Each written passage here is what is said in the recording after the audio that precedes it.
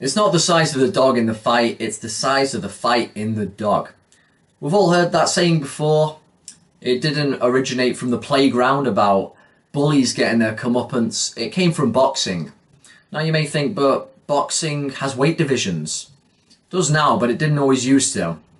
Back in the 18th and the 19th century in England, when bare knuckle boxing was at a peak, when we used to pride ourselves over the fact we used to use our fists rather than deadly weapons to settle disputes. There were some cats back then, one of them, Daniel Mendoza, and another, about 60 years later, Tom Sayers. Both middleweights by today's standards, but they used to use clever defensive techniques and maneuvers to get the better of men around the 200-pound mark, kind of cruiserweights and heavyweights. And it got me thinking, today, if Vasyl Lomachenko were to fight Chris Eubank Jr., would he be able to get the better of him in let's put it at a 10-round fight? I'm thinking because you've got a guy who's very arguably got the best footwork in boxing today, certainly one of them, when it comes to just being a virtuoso to watch, like a modern Willie Pep.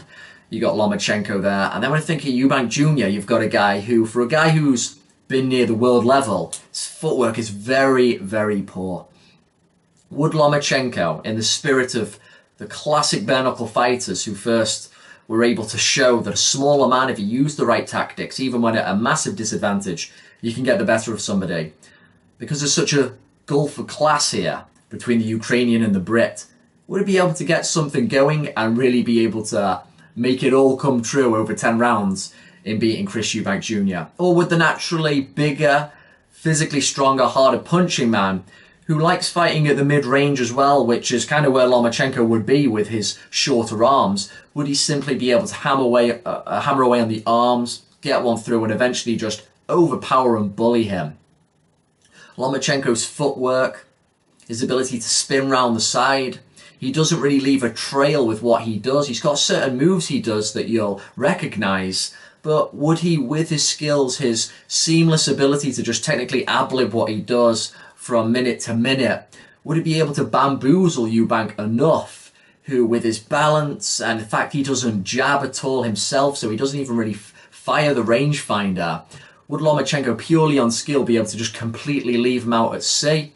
Or 12 rounds with them fighting kind of close together, is it just really a matter of time? I'm just kind of curious about that one. I want to see what your opinions are.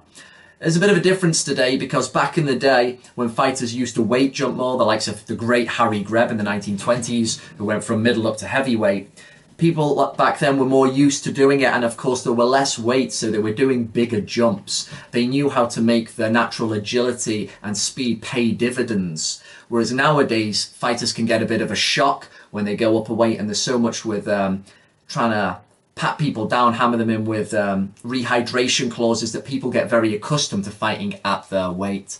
So if we were to maybe get some good sparring for Lomachenko, get him against some middles, would he be able to make the skill differential prove decisive? What do you think there? Or does the naturally bigger man, does bigger mean better in this case? What do you think about this hypothetical, which is amusing me at the moment?